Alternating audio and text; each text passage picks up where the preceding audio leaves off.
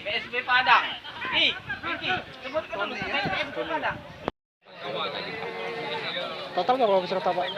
Totalnya ada berapa ya? 13 tim rasanya. 13 tim yang mendaftarkan, dan juga ini kita batasi sebenarnya karena kita tetap mematuhi protokol kesehatan.